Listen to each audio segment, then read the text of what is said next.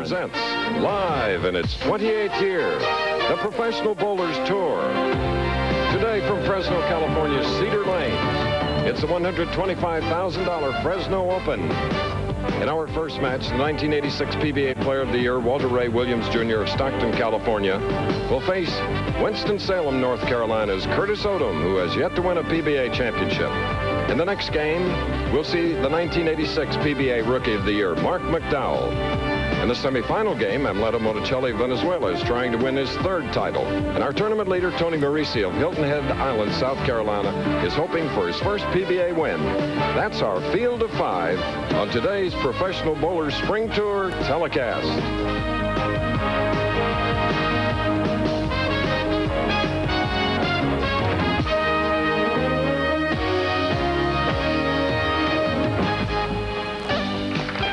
And there it is, the fast-growing, sprawling California city of Fresno, surrounded by the fertile San Joaquin Valley, where more fruits and vegetables are grown than any place in the world. We're at Cedar Lanes for the finals of the Fresno Open. We're delighted you joined us. Hello again, I'm Chris Schenkel. Our five finalists are here. We're about ready to go with our live coverage of our second stop on a three-city tour on our spring tour. And a man that has bowled in the San Joaquin Valley for years, in fact, finished second here once, is my colleague. Welcome, Nelson Burton, Jr. Bo. Thank you, Chris. It's been one of the favorite places for all the pro bowlers, the 1960s, the 70s, into the 80s, and even into the 90s. Now, what makes Fresno so special? Well, first place, the lane surface. The players like to bowl on what we call a flexible lane surface. If you play the big hook, you can play the center of the lane. If you like the track area between the second and third arrows, you can play that shot. Some of the players have gone for this extreme outside line, both on the right and the left. Now let's look at today's finalists. In the first match, Walter Ray Williams Jr. 14 appearances since his last victory. He's going to be very tough, but he's got a tough opponent also in Curtis Odom. If Curtis wins the first match, he could go all the way. In the next match, Marc McDowell, the highly touted college player, coming into his own. The semifinal, Venezuelan Amleto Monacelli. He's always exciting. And in the final, a little-known left-hander, Tony Marrese. Exciting action, Chris, today, and there's a lot of money at stake. Let's take a look. Out of that total purse, Bo, $18,000, $9,500, $755, and $45. So, for the title, most important, the check for 18 as we go into match one. On the left in the yellow shirt, that is 31-year-old Curtis Odom, a non-winner, 8 years a pro, and one of the real stars of the PBA Tour, four-time World Horseshoe Pitching Champion, and a five-time PBA Champion, 1986 Bowler of the Year. A lot of credentials for Walter Ray Williams Jr. First shot, first match. And some fan off to the right broke his concentration by cheering Walter on.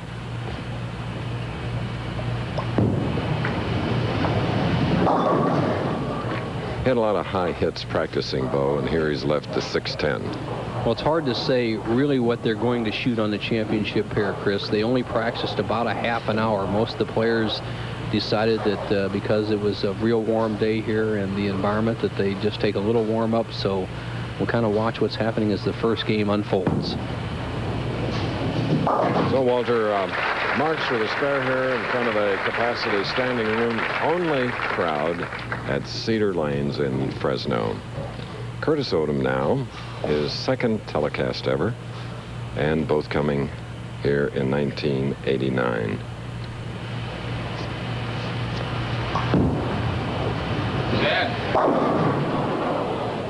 You may remember Curtis was second at the Showboat in Atlantic City earlier this year. I like the style of Curtis Odom. He can hit almost any lane condition, a four-step delivery, but look at the short backswing. Everything in perfect position right there. Drives with that pivot step towards the foul line. A solid, good, smooth extension. The baby of a family of 4 children in Winston-Salem, North Carolina. Has a grandmother watching that she calls Curtis her baby, and she's his biggest rooter. So we hope Grandma Sarah is watching back in North Carolina. I'm sure she is, and we can remember doing some telecasts from his home bowling center, Major League Lanes in Winston-Salem.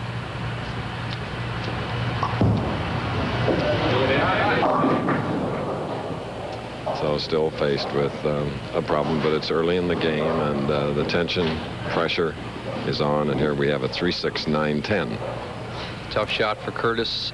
I'm sure he'll try to go down the right side of the lane. It's important to carry out the back 9-pin. So you want to get as much angle of attack as you possibly can and still avoid the chop.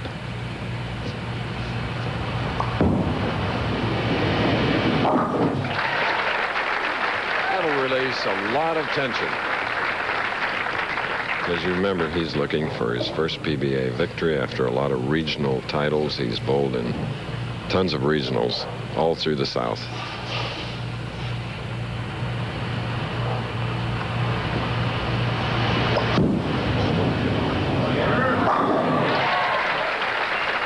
That's the Walter Ray Williams Jr. of old. Walter Ray Williams Jr. is such a talented hand-eye coordinated athlete. Takes that swing slightly outside, then gets it inside before he commits to the target, rolls it just to the right of the second arrow. Very little hook, and this man can keep it in play when he gets hot. He can shoot some big, big numbers. And with a good break on the left lane, Walter Ray Williams with a double goes out to a 14-pin lead here in our first match. Let's see it again. The wall shot, the head pin will go to the sideboard, and watch the damage. Taking out the 4, 5, and 7 pins. Walter off to a quick double and a 14-pin lead. Now Curtis Odom. That short backswing.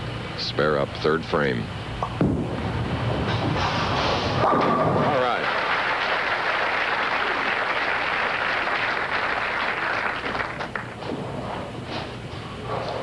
Curtis Odom has bowled 54 regional tournaments in the past 2 years before joining the Professional Bowlers Tour on a full-time basis, and won over $50,000 in those 54 regionals. So he surely paid his, quote, minor league dues before coming to the PBA Tour. It's 5'9", 165 pounds.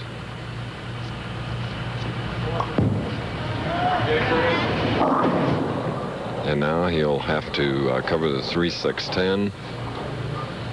2 shots in a row. Curtis goes high on the left-hand lane, as you saw him approaching the foul line and sliding about in the center of the lane. He needs to make a little bit of a move to the left to adjust for lane 23 here, hooking slightly more than 24. We're in the San Joaquin Valley, not too far from Yosemite National Park, one of the great wonders of the world. Just beyond the San Joaquin, and look at that gorgeous waterfall. We'll be back. The championship pair here at Cedar Lanes in Fresno. The oil pattern I'll show you on the left-hand lane. It's 26 feet down the lane of heavy oil. Then down to the 41-foot mark, it's a little bit lighter. And then it's dry all the way through the pin deck. Now here's the line some of the players are playing. Curtis Odom going down right on the edge, trying to break it into the pocket. As far as Walter Ray Williams Jr., the track area right between the first and second and third arrows. And our left-hander, our tournament leader, watch this line, hanging off. Every once in a while he goes in the channel and tries to get it back. He's playing a very extreme outside line. If they can keep in the pocket, should have some fabulous scores. Walter Ray Williams Jr., third here last year in our telecast, looking for his first win since an '87 victory in Edmond, Oklahoma. Here he is now with a double up, leading by 14, can go up 24. So with a turkey. Earlier we asked Walter Ray, how did Walter Ray Williams Jr. get his name?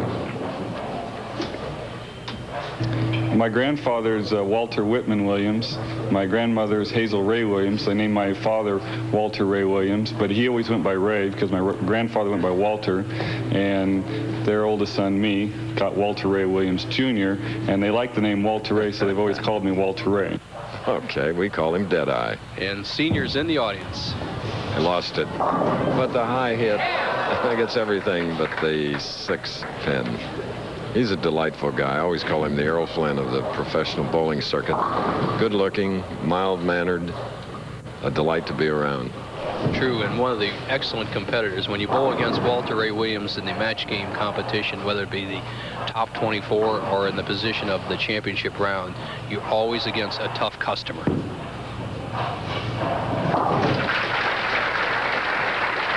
Walter Ray now can take a breather, and Curtis Odom will come back up, trailing by 23. He'll be shooting in the 5th frame. A spare up for this 31-year-old native of South Carolina, but has lived for many years in North Carolina.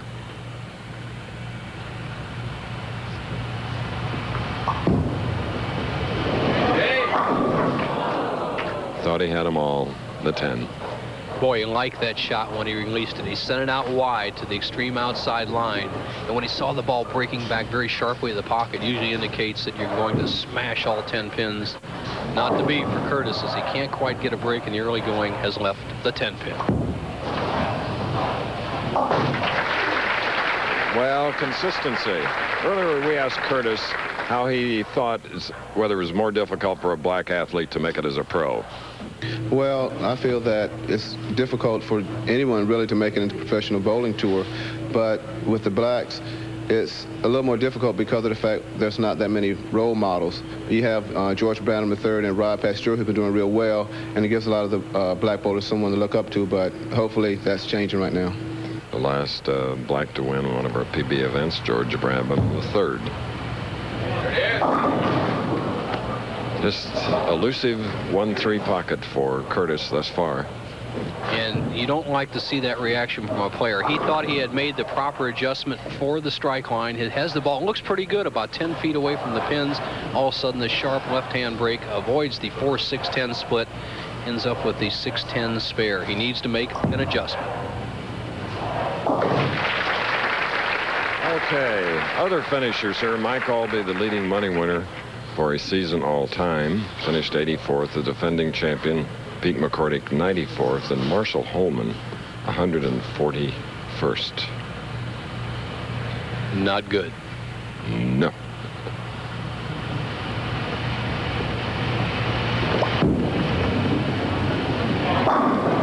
Walter Ray back striking now.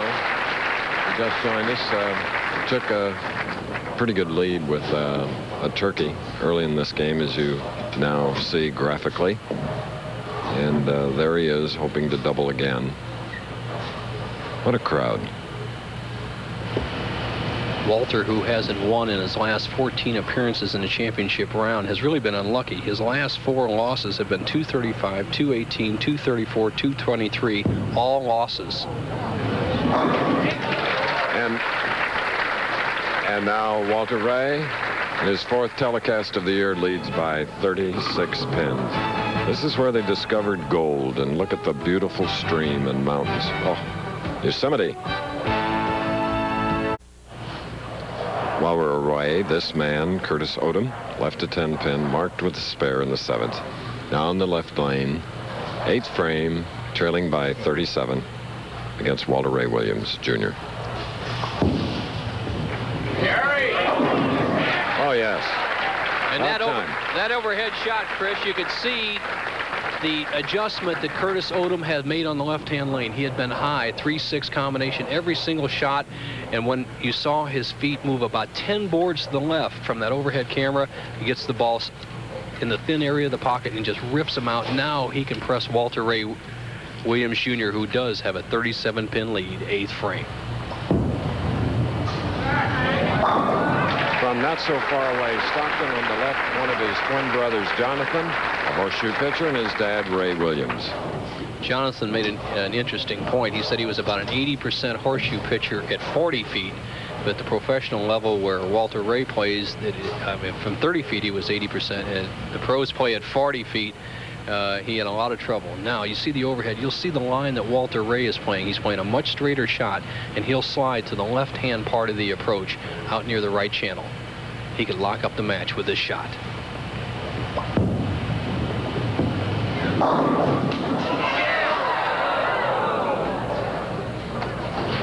Waited a long time for a rocky 9, but nothing happened.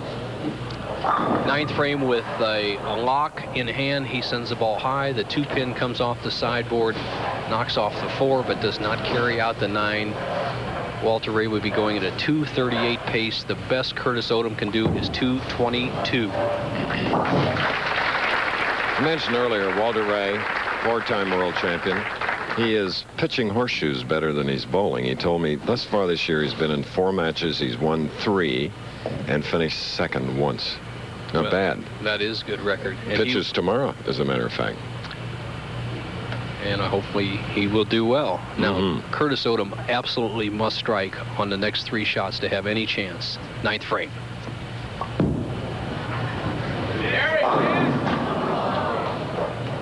Cannot win now, Chris. The best Curtis can do is a really quality 202 game. He's had a lot of balls around the pocket. Nothing good happened. Walter Ray Williams Jr. just breezing along at a 230 pace. So Curtis will have to be content with a $4,500 check for his efforts here in Fresno. Curtis needs a little self-confidence in the championship round, and you're going to see a whole lot of him. I predict 1990, Curtis Odom will be there many times. All right, our first game is ended. We'll give you that final score when we return as we look at the winner, Walter Ray Williams, who will face Marc McDowell.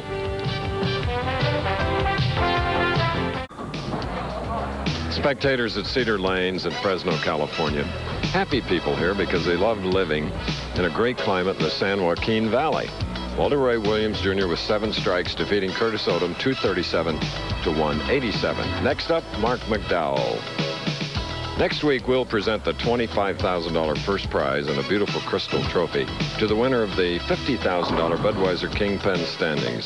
This 19 tournament competition was contested throughout ABC's winter and spring tour schedule, and we'll do it from the Showboat in Las Vegas a week from today. The doubles competition, always interesting. And now here's a guy on a roll with a 237 start, Walter Ray Williams Jr., starting on the left-hand lane, which his first opponent, Curtis Odom, just could not hit. Let's see how McDowell handles it. McDowell much more of a power player than Odom.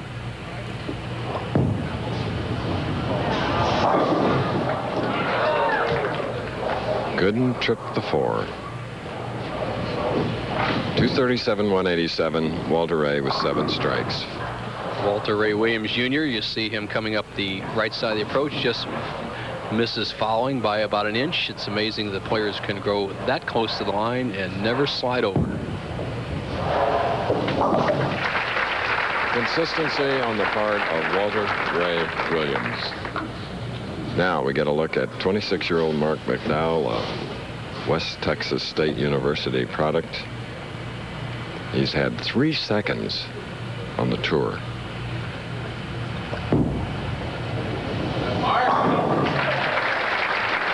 No doubt about the line he's playing. Much more power, and as I said at the top of the telecast, what makes this bowling center so well liked by all the players is they can play where their ball rolls comfortably. McDowell with that solid profile, high push away, cupped wrist, and then drives through that pivot step. See him sliding way to the left to accommodate the big hook, and still has scored well enough to be in 3rd position. Let's see how close he slides to the foul line, and watch, he'll be on the right-hand part of your screen. Get up. So he now puts the pressure on Walter Ray with that opening double. Walter Ray with a spare-up shooting in the 2nd frame. Watch this. Good concentration. He knows this is a key shot against a tough opponent.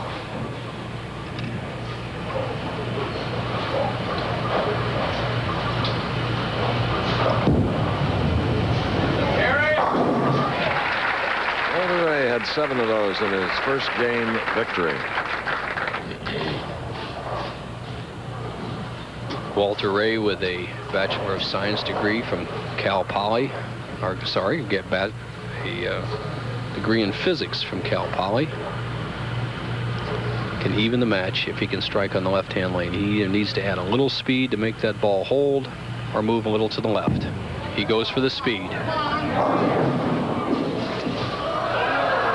A little 2-5, and this man wrote a paper at Cal Poly. The title of The Physics of a Bowling Ball Going Down a Lane. Well, that one went just a little bit too far. At 60 feet, he wanted a little more hook. It slides by. He almost tilts the 2 into the 5, ends up with a spare.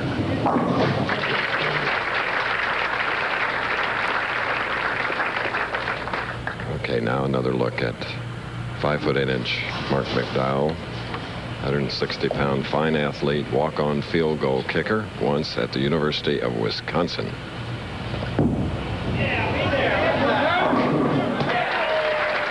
And a lot of mixing action.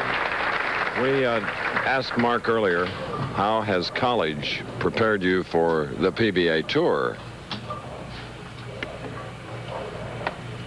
Well, college prepared me well for the tour. We traveled a lot, bowled on different conditions. Came out, had some success early, and then conditions changed, things changed. I had to adapt.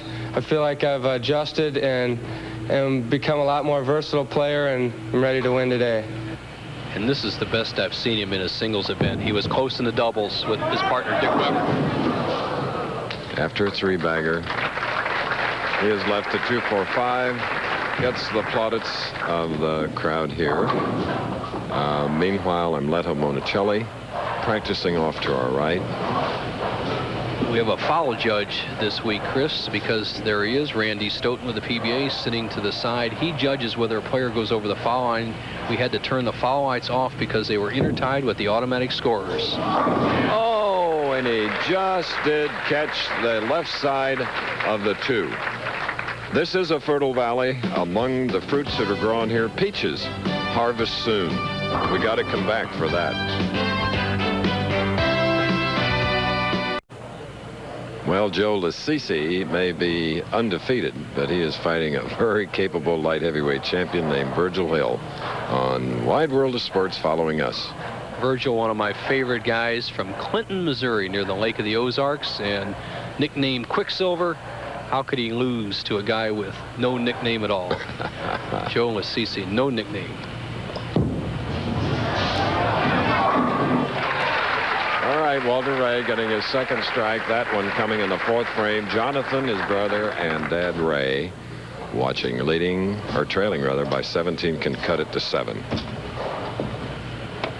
The shot of Walter Ray Williams Jr., just a very simple roll. Good hand-eye coordination, end-over-end roll. Perfect hit. 4-pin driving out to 7. All 10 pins driven straight back. And up comes a key shot. Walter has struggled a little bit on the left-hand lane. He needs to hit this to get back in the match.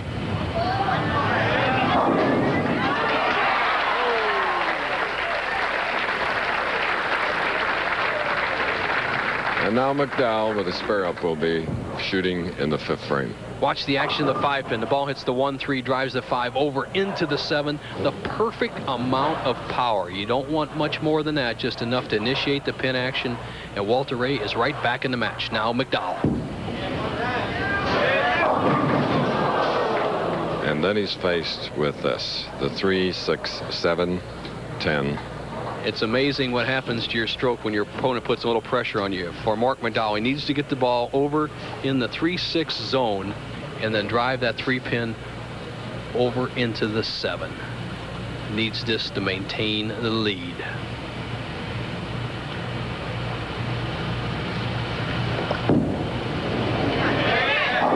Oh, yes.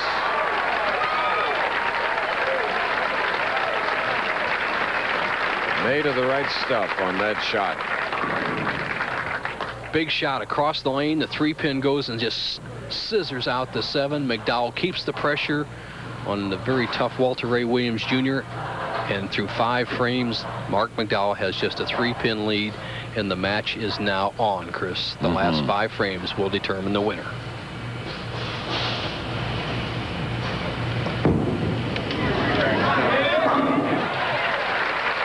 The adrenaline moving to that body, and Walter Ray now with the double up needs to come through. Next Saturday on ABC, the High Rollers, the Professional Bowler Spring Tour, will be in Las Vegas for the Showboat PBA Doubles Classic. Bowlers team up for big money on the final stop. Instead of 5 though next week, twice as much for your money, 10 bowlers.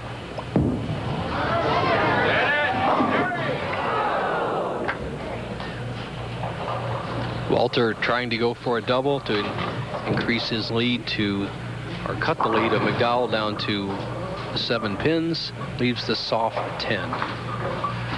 So far, we have not had an open frame in the championship round today. Everybody marked the first game. Everybody's clean so far this game. And that's always refreshing. because our viewers tune in to see excellence, because these are the finest bowlers in the world. But when they do make errors, it just shows you what a tough game it is. Amleto Monacelli warming up, as is our tournament leader, a cheesemaker's son, Tony Marrese.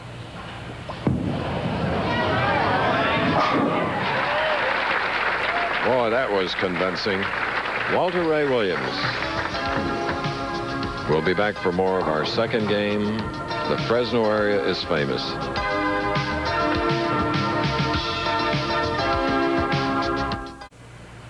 Join us next Saturday for the doubles competition at the Showboat.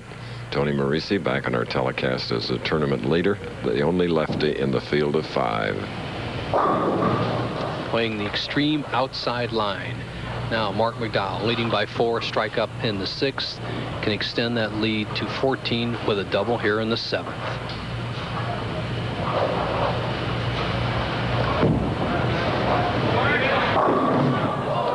Left to 4 pin.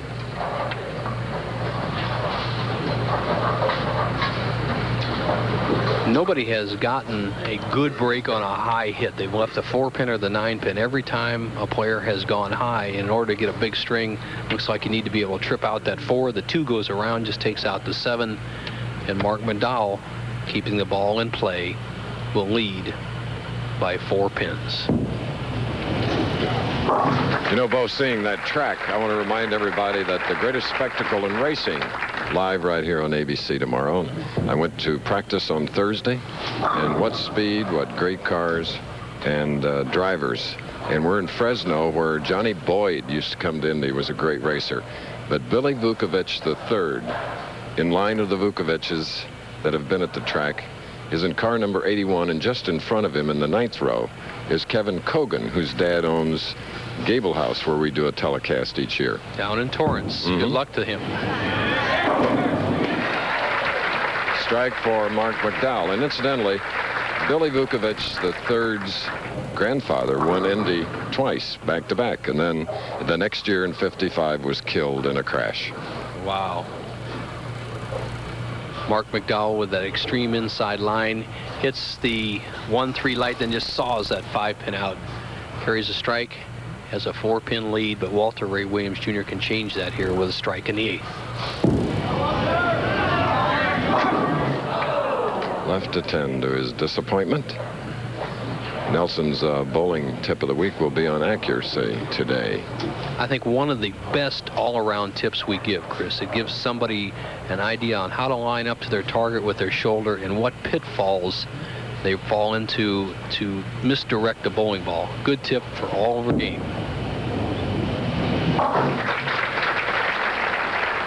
All right. Very, very close second match on our live telecast from Fresno, and reeks a little bit of a tie, Bo. Well, Walter Ray Williams Jr. with the full fingertip grip, just putting the tips of his fingers in the bowling ball, spreads that index finger for balance. 9th frame, trails by 4. Oh yeah, best 2 shots he's thrown in the match. Solid 10 there in the 8th, and sets up the foundation frame with an aggressive shot here in the 9th. Now it's all up to Marc McDowell to keep that swing in towards his body. Something to look for in McDowell's style is that under pressure he has a tendency to let that swing bounce out at the top of his backswing and pull the ball. If he keeps it inside, Chris, he's going to hit him solid in the pocket. Okay. 9th frame beauty.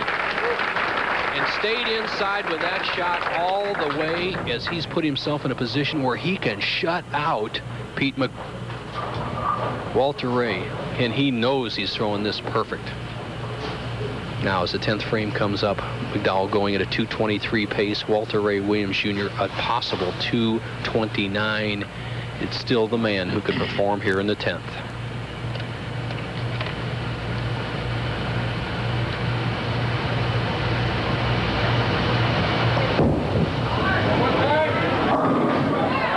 Leaving a 4 pin. Marc McDowell, whether he wins this match, wins this tournament, or is defeated by Walter Ray Williams Jr., takes a look at this video. He must watch his arm swing and what kind of ball reaction he gets. In the 9th frame, he kept that swing what we call tucked inside out. In the 10th frame, under the pressure, he let it bounce away from his side a little bit, pulled the ball slightly, I'm talking a ½ inch across his body, has left a 4-pin, has given Walter Ray Williams Jr. an opportunity to take the match.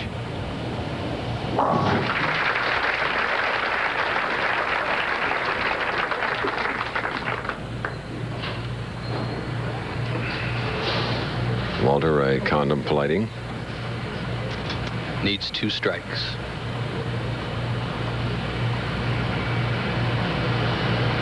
Bowlers are especially well attired today. Great shirt slacks. I have to praise our PBA coordinator, Frank Esposito, a dude himself. Get up. And Marc has left the dinner. What a shot that was, Chris. All he needed was to start the ball towards the head pin. I'll tell you why it's so important. He finishes with 218 instead of Walter Ray Williams Jr. needing 2 strikes to win. Walter only needs a strike and 9 spare, and we'd have a tie. Walter, it's the same as Walter getting a strike by him getting that horrible count right there. No reason to give the ball that much room. Walter, strike here and a 9 spare. We have a tie. 2 strikes, he wins. Anything less, he loses. Another 10. That's going to cost him, Chris. The best he can finish is 209. Marc McDowell is going to win the match and go on to meet Monacelli. And Monacelli will be this man's doubles partner next week in Las Vegas. He and Williams teaming up. And what a tough break for this great champion, Walter Ray Williams Jr. But what an opportunity for Marc McDowell bowling out of Madison, Wisconsin. We'll be back.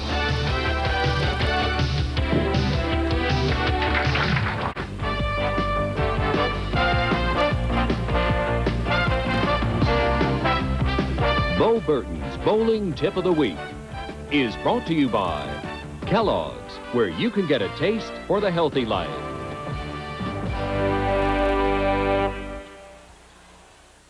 Accuracy is the biggest problem that amateur bowlers have. They either push or pull the ball. Now, I put a piece of white tape on the lane surface to show my intended trajectory to the 1-3 pocket. And the key is to get your arm swing going in the proper direction. What amateurs often do is they push the ball inside their intended target line, take it outside, and they pull the ball left to the head pin, often getting a split. Or they do the opposite. They push the ball outside the intended target line, it drops in behind their back, then they push it out the window, often clipping off 3 pins on the right side. And what you want to key on is let the ball line up with the target, let that shoulder line up with the target, as indicated by that white line, and then push the ball along that line and follow through. Watch this.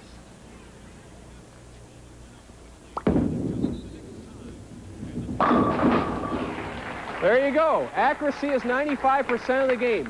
Make sure your push away goes along your intended target line and follow through right through that target line. You'll improve your game.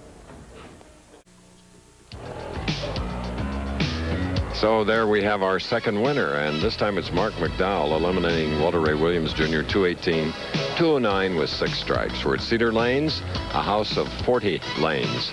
Look at the illusion created here by French style of painting.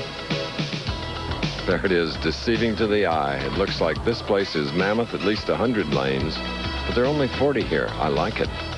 Chris, they actually have numbers on them as we see the upcoming events. We have the Fresno Open this week, and of course the Showboat Doubles Classic.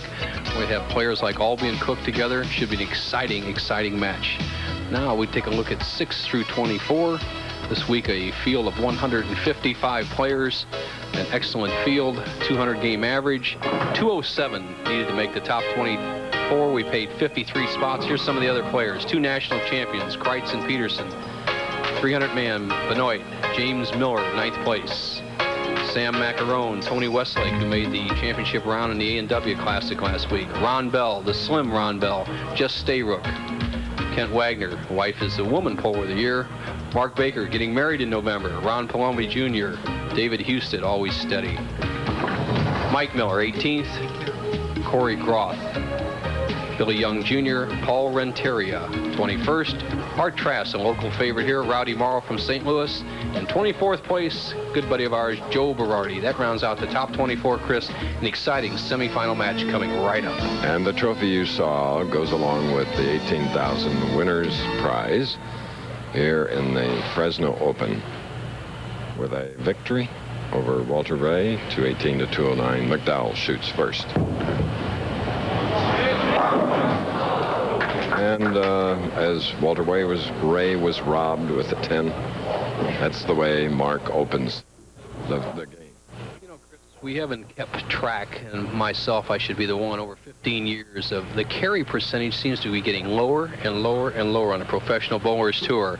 A lot of solid 10s, a lot of solid 8s. As you see the grip of Marc McDowell, the full fingertip, just the tips of the second and third fingers in the ball. And the Collegiate All-American from West Texas State is marked with a spare. And his 28th television appearance from Barranquilla, Venezuela. Just returning from there, Amleto Monacelli seeking his third title.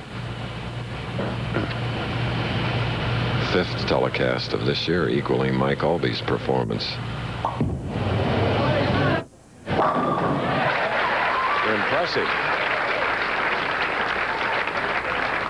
The profile of Amleto Monacelli, he has that very high backswing, a kind of a stutter six-step delivery, gets the ball at the top of the swing, cocks that wrist, then drives in. Watch how close he comes to that left foot, then the tremendous wrist action when he can keep the ball around the 1-3 pocket. They just cannot stand.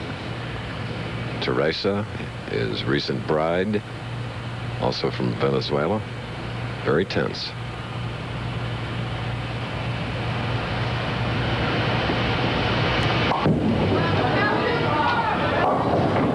Just sliding by, it's the 1-2-10.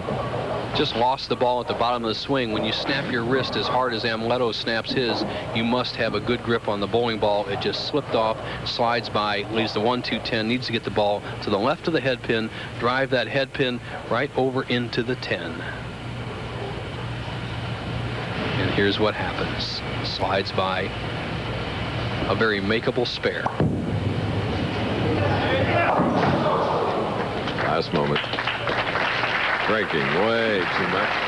And it's our first open of the afternoon. Smart move by McDowell. Monacelli gets it open. McDowell quickly on the approach. Take advantage of it.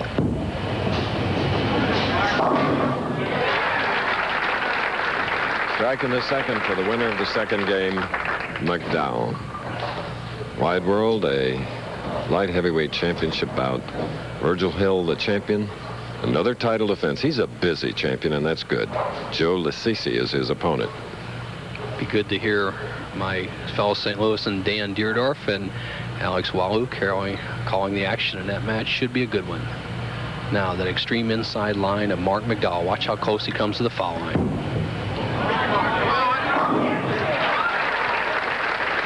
So Marc has doubled. Puts the pressure on the two-time champion, Monacelli. Amleto trailing at this moment in our third game of the afternoon, trailing by 24. Our statistician today, Frank Ellenberg.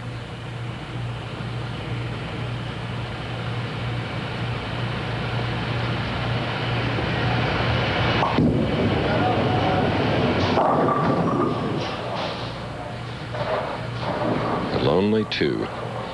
Amleto Monacelli just really having trouble holding on to a bowling ball. It's easy to see in your television sets at home when a player takes the swing back very quickly, then decelerates coming through. That means he's trying to squeeze a hold of it and hold on to it. You're not going to get the proper wrist action and roll. Unless Monacelli puts some tape in his thumb or something, he's not going to shoot anything today. Earlier, we asked Amleto what he liked about competing in America as a pro bowler. What I like about this country is the organization, about everything. Everything's so well organized that makes you feel good. And the only thing I don't like about this country is that, I mean, not this country, my career, is that I have to travel every week with suitcase. You can never really get relaxed like at home. Well, maybe we can have a tournament in Barquisimeto someday. He can solve that problem. His dad owns 2 bowling centers. I'll vote for that. And again, Amleto, a 2-pin. A young man that was in the area of a 5.6 Richter scale earthquake when he was home.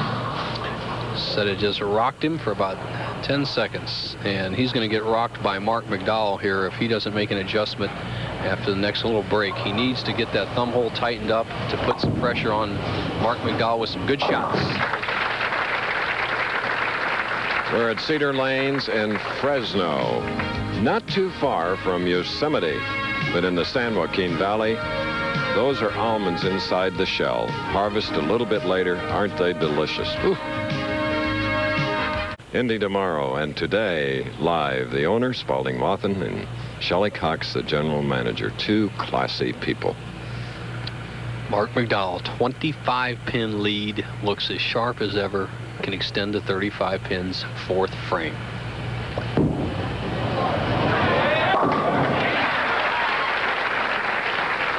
Walter Ray Williams won the first game over Curtis Odom, 237 to 187. And then Marc McDowell, at whom we're looking, eliminated Williams, shooting 218 with 6 strikes to Williams' 209. And the winner of the semifinal game will go against Tony Marrese.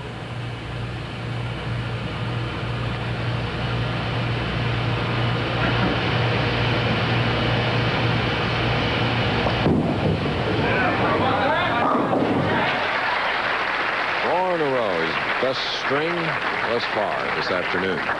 Boy, the fine line of excellent shots compared to marginal shots has been crossed by Marc McDowell. He has just kept that swing inside, waiting for the ball, and has driven all 10 pins in the pit the last 4 frames.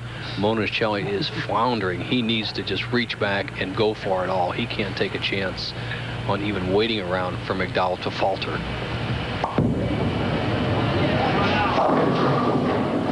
Amleto leaving the 2 and sleeper 8, having the best match play record of our field of 5 finalists with 18 wins, 6 losses. What do you do when you've kind of lost your timing, lost the feel, such as happened to Monacelli? Very obvious, not even close to the pocket. What you must do is move to the right on the approach for your strike ball and throw a little straighter shot to the pocket. Forget that big hook. It's not doing you one bit of good. And Amleto, who has not won this year, was 2nd at the True Value, 3rd at the PBA National, 4th at the Bowlers Journal Merritt, Florida Open. And here he is in his 5th telecast of the year. He won the Japan Cup in '87, the Showboat Invitational in '88. Has 25 seconds to initiate a shot from the time his ball comes back. The PBA has put in a new, what we call 25-second rule. That means from the time the ball comes back, you have 25 seconds in order to initiate an approach and shot on the next lane.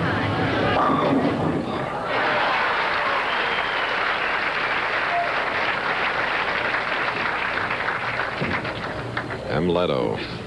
Straighten the shot out, Chris. We saw him come back and win the Showboat Invitational with a straighter shot when he was struggling. He made the move that time. Let's see if he maintains it or even has a chance as a red-hot McDowell comes up in the 6th. And he's strung 5, opening with a spare. What a performance. Marc McDowell attended 3 different colleges, went to the University of Wisconsin, was on the football squad, and was a backup to Kevin Rohde, the All-American. So he quit the football program, went on to the University of Wisconsin at lacrosse, joined their bowling team, and finally received a scholarship from West Texas State University, and that's where he finished his management degree, going for 6 in a row. That's it. The Ricky Skaggs look-alike. Marc McDowell, 69-pin lead. The wall shot, the head pin goes to sideboard, drives out to 4, 5, and 7, and this is the best string we've seen of strikes in a number of telecasts. Let's see if Monacelli can answer the challenge, throw a couple of strikes here, and stay in the match. Otherwise, it's going to be all over. Thanks to irrigation, this is a fertile valley where grapes are grown, which eventually will become raisins.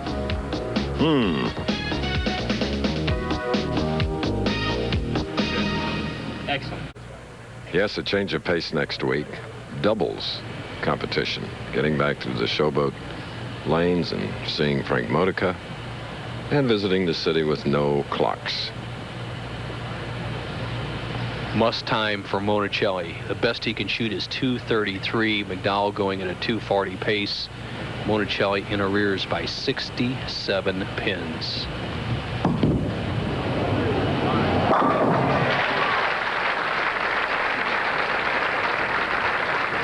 Do or die double for Monacelli. Doing the best he can. He's going to that straighter shot there, Chris, and he dropped the ball. You could almost hear it go thump thump, the double dribble as we call it. But because he wasn't trying to play the big hook, his accuracy came into play, very similar to what we were talking about in the bowling tip of the week earlier, and he got the ball solid in the pocket. You see his finishes through the 6 rounds. The first 3 rounds are qualifying 18 games. The next 3 rounds, as you see the custom shoes of Monacelli's, a little beat up. The next 3 rounds were match play. Monacelli must strike again. Oh. It's got to be bolted. Well, we were discussing, Chris, the game earlier, the amount of solid taps we've seen in the last couple years in the Professional Bowlers Tour, and here by far is Monacelli's best shot through 8 frames. He doesn't get rewarded. He actually ends up with a spare. So something needs to be changed a little bit in the balls or the pin actions for these type of players. It was like one of your clinic shots, Bo. I mean, just perfect in the pocket, wasn't it? Yep. Well, it's almost, when you say perfect anymore, that's is a qualified perfect. It looks perfect, but it doesn't get the proper result. Yes. Now, Marc McDowell has a chance to bowl a 290 game.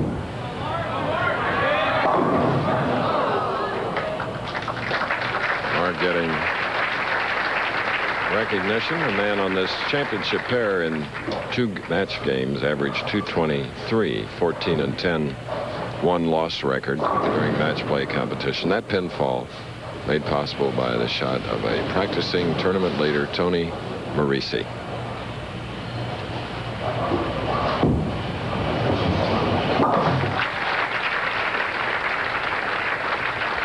Only his 2nd spare. Speaking of perfection, 2 light heavyweights with unblemished records. The champion Hill, 24 wins, 15 knockouts, and the challenger Lassisi, 22 wins, 20 knockouts. It will not go the distance. The boy from Clinton, Missouri will win by the 8th round. And this match is going to be all over on this shot. All right, we'll have that final score for you in a moment. The Professional Bowlers Tour will continue after this message and a word from our ABC stations. Thank you, Frank. We're in California, in Fresno. And from Madison, Wisconsin, Marc McDowell has won 2 matches, the last 249 to Amleto Monacelli's 188, setting up the final for the Fresno Open Championship. I'm Chris Schenkel, and here with Nelson Burton Jr., and it's been interesting as we are not behind our normal schedule today. They're bowling as they should. Well, I think the 25-second rule that the PBA has implemented has had an influence, and of course McDowell's throwing some strikes, Chris. All right. Let's have an Ask Bo question answer. You're adept at doing that.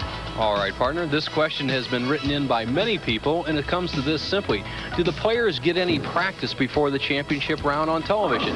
The answer is yes. They get 1 hour of practice before the championship round. Then each challenger gets 4 practice balls before the final match, and then the tournament leader, in this case, Tony Marrese, will get 10 practice balls before he goes into that championship game. If you have any questions for me, please send them to this address. Thanks for the answer, Bo. We move in now and near the 10 pins that Tony Marrese would like to knock down with regularity. Going against a red-hot 2-time winner today, Marc McDowell. Our round leaders from the very start. Well, 18 games of qualifying. Baker up there, right there. Marrese caught him in the 18th game for a tie. Then 24 games of match play. James Miller. Then Tony Marrese took over and led by more than 200 pins. And he's playing an extreme outside line, Chris. He's hanging the ball right on the channel. And that's a do-or-die type shot. And if he gets loose in this championship game, he could shoot a big number. If he doesn't, he can really, really struggle. I remember a couple of times I led a tournament from that outside line, one Hartford, Connecticut, and I got on TV, I start pulling the ball, and it's 160 every time. So Marrese's got his work cut out for him. It should be a great match. Neither player has ever won a championship before. And of course, Marrese has been off practicing on other lanes. Had some practice, as Bo indicated, here on the championship pair throughout the afternoon. And now putting some tape in that on that bowling ball.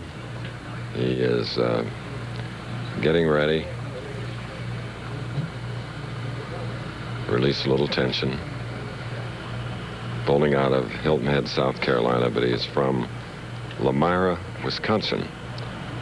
Grandson of an Italian-born cheesemaker.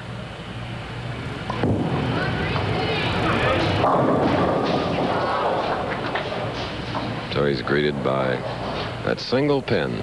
Not so bad right there. His first shot, he did not pull the ball away from the channel and got a break where he could have left the 6-8 split, and that is a good shot to start the match. Remember, Marc McDowell has never been a winner either, and when they get in that uncharted territory, it's going to be interesting the last 3 or 4 frames. Tony Marrese, one of 27 lefties that started in the original field. Only 2 qualified for the final 24. Now the winner of 2 matches, his 3rd game.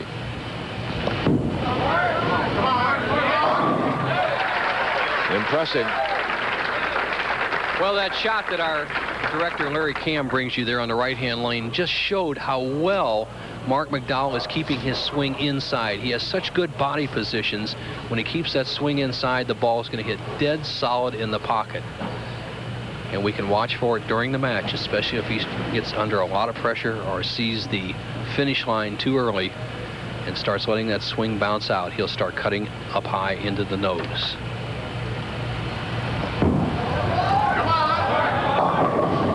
At the time, a high hit, leaving the 3-6-10. How things can change in a hurry. Just like that shot right there. McDowell a little anxious to get an early double.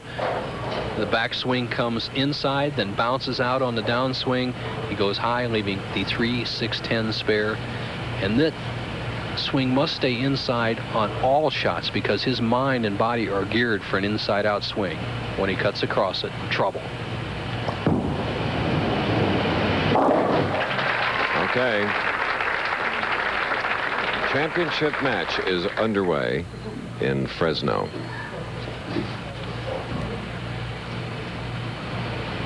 Now Tony Marrese spare up, shooting in the 2nd frame.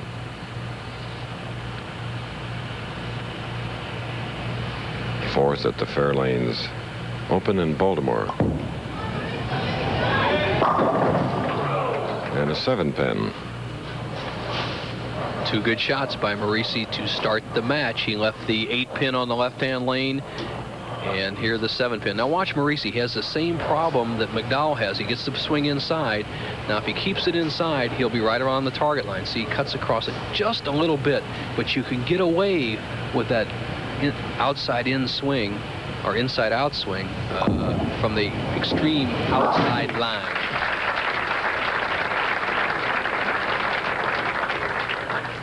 One of 5 children, 3 brothers and a sister.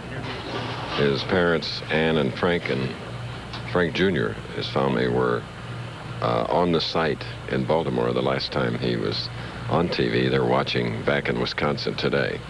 And Tony said he wants to say hi to everybody in Brownsville, Wisconsin, population 350. Marrese has a glove on to help him in his grip of the ball, and a full fingertip grip. Needs to see his first strike, 3rd frame.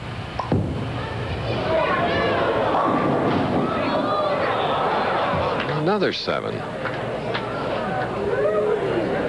Got the crowd buzzing. Not so much of the pin action, but that ball was just hanging on the edge. Look at this shot.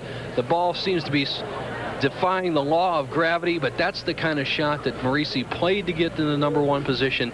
He has to stick with that shot, and if he can keep trusting the ball out there wide like that, he will be very tough to beat, because strikes will start happening.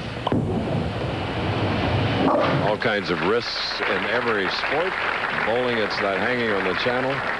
In auto racing, it's going at the speeds that they'll be producing tomorrow at the newly resurfaced 2.5 mile oval of the Indianapolis Motor Speedway, live at 11 a.m. Eastern, right here on the ABC.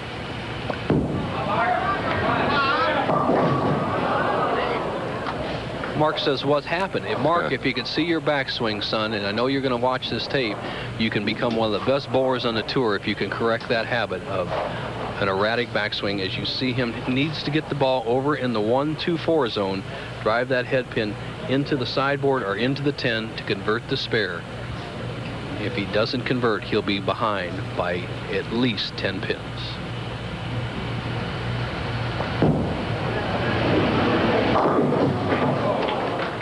All right, leaving the 10, and it's an open frame for a man that's won 2 coming into this championship match. Light heavyweight championship.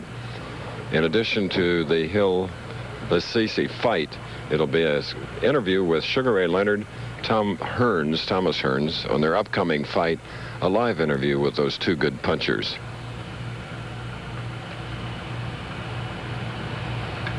McDowell trailing by 13, seeking his first championship, 4th frame.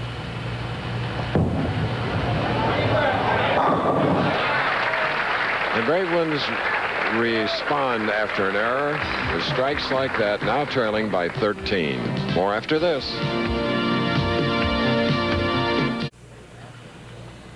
These are a portion of the Cedar Lanes. We're on the championship pair in the title game. 2 non-winners. This is Tony Marrese, the only left-hander in our field of 5, against a 2-time winner today, Marc McDowell. Tony is leading by 13, spare up shooting in the 4th.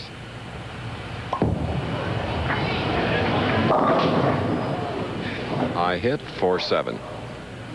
Marrese playing, once again, that extreme outside line.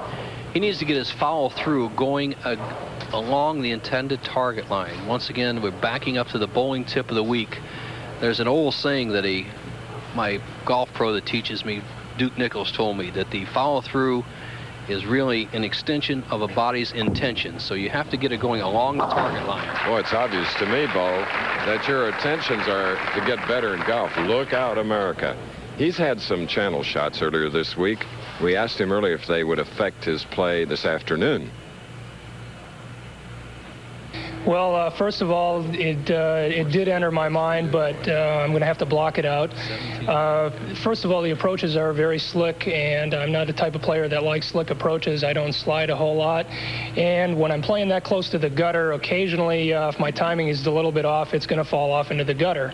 It happens. So my goal is to keep every shot on the lane, I guess. And, of course, there is the first of the day.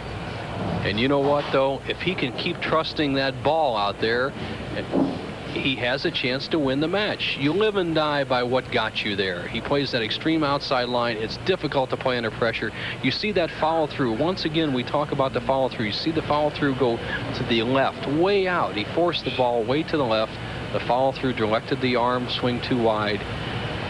Was the result of the arm swing being inside out too much. Now he has a tough spare, actually a strike shot. Good shot. Oh, yeah. Got rid of that embarrassment with a beautiful shot. Okay, now watch this follow through. Right up the boards that time, makes the spare, and he only trails. He leads by 1, even after the gutter ball.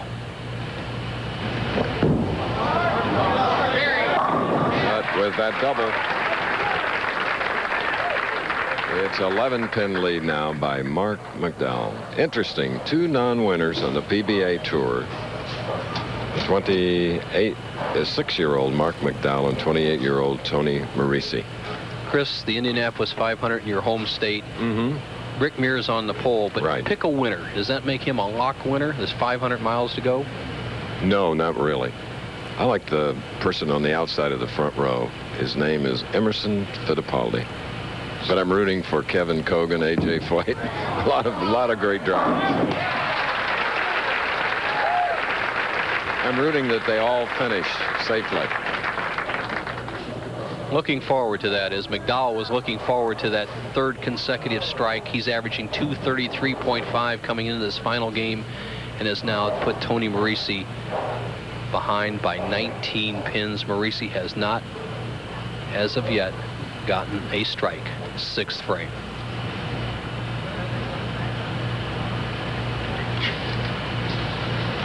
Concentration broken. Wisely stepping off the approach. The time rule is really not affected. That 25-second time rule is not affected by an outside disturbance. So Marrese has all the time he needs for the necessary shot. And he really needed that. He's gotten behind, and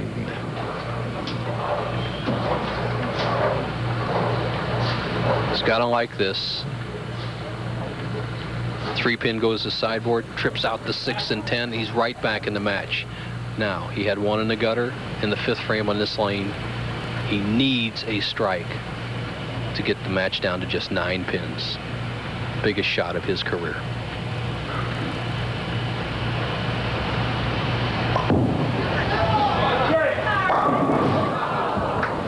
a 7.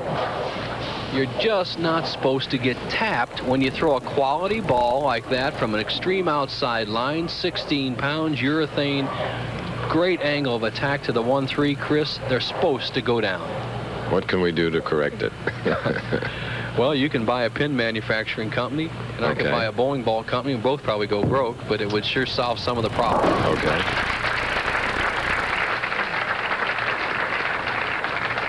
Little slippage in the line by Tony Marrese, but it really hasn't affected his shot that much.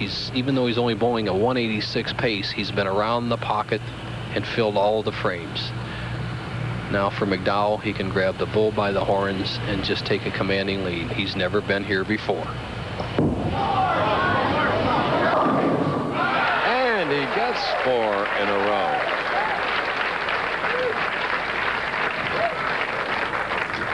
Let's replay that shot. Watch the 3-pin, the 3rd pin on the right-hand part of your screen. McDowell throws his worst shot of the day and gets rewarded. Tony Marrese, in the previous frame, had thrown his best shot of the day and actually was not rewarded. He left a solid 7. A little bit too much luck involved.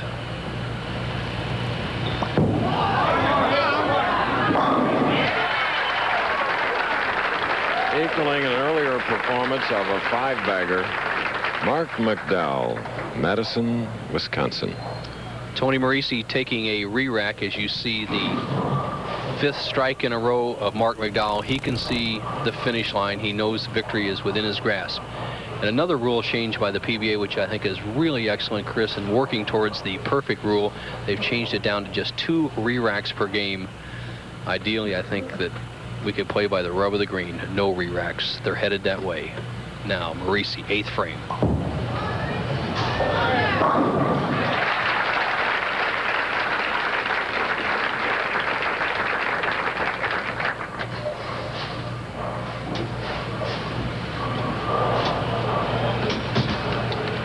Position round last night. McDowell defeated Marrese 230 to 213, but Marrese had already had the tournament locked up.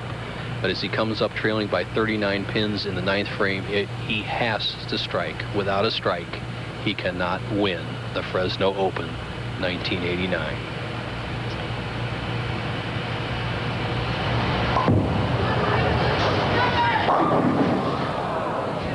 So, 4th this year at the Fairlanes Open in Baltimore.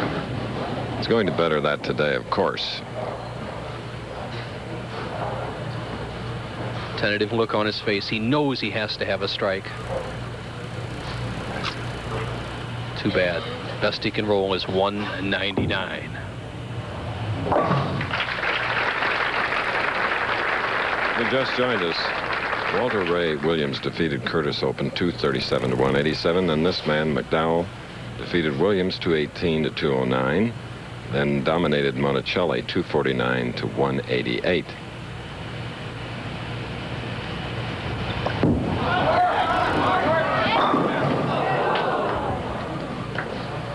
He's experienced those taps along with the other 4 professionals that have been in our field. Every week, a lot of solid 10s, a lot of solid 8s.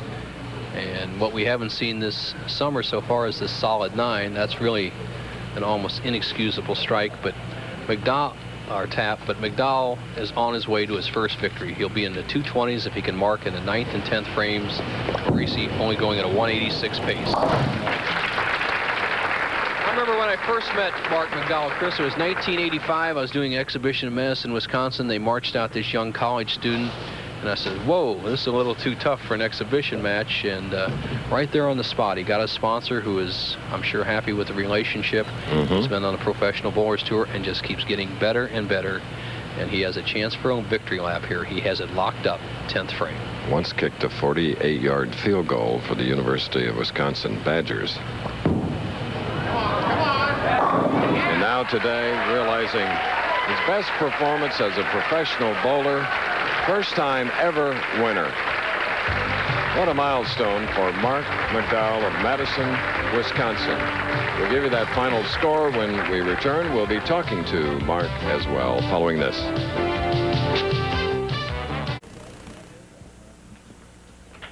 Well, the appropriate tune would be On Wisconsin. Oh, boy. I'm just so happy. I've dreamed about this day for a long time. I got a few breaks today. Tony bowled a great week, bowled great all week, bowled a good match there. I was fortunate. I carried the lucky hits, and I'm just happy, very happy. I'm going to give you a little pause here. Spalding Roth and Shelley Cox with the spoils, but Tony Marrese, it was great to see him on television today, and he's with Nelson Burton right now. Thank you, Chris. Tony, you bowled a really good game. The score doesn't reflect it. You left an 8-pin, a couple of 7s, and you figure that outside line, you should be rewarded with more strikes than that in a championship game. I agree with you. Basically, all week, that shot was carrying. I think I left more 7-pins and more of the back row in one game than I had probably in one block all week long, you know, and I guess that's the way it goes. And congratulations to Marc, because he bowled real well all week. Well, Billy Whaley said it best, Chris, as you see this young man. If you go to the well enough times, Tony, you eventually get water. You keep bowling like that, you'll get a title. You have a new champ, Chris. We really do, and Shelley Cox has a beautiful sterling silver trophy. And proprietor Spalding Wathen, wonderful guy in this San Joaquin Valley. You have some cash there, don't you? I sure do. $18,000.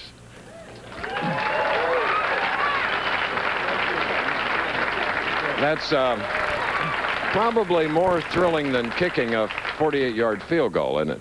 Definitely, yeah. This is rewarding. I've worked hard, and I've worked a long time to get to this place, and I just couldn't be happier. I'd like to thank everybody here at Cedar Lane, Spalding and Shelley. They were great all week, and it's just a great place to get a title. Thank you. How much did the collegiate bowling prepare you for the Pro Tour? Collegiate bowling prepared me tremendously. I was at a good program at West Texas State. We traveled a lot, bowled in a lot of different conditions. I was surrounded by a lot of good bowlers, and prepared me well. I think it's a great way to go, and I think you're going to see more collegiate bowlers out here. And what about your doubles partner in Las Vegas next week? Yeah, my buddy Jack Jurek from West Texas. We're going to team up next week, and hopefully we'll be back right here on TV. Shelley, thank you for a wonderful tournament. As general manager and as owner, Spalding, you're something. I'd like to say hello to Harry Smith down there in Florida, the great pro bowler. Hi, Harry. The great billiard player. Okay. The executive producer of ABC's Professional Bowlers Tour is Jeffrey Mason.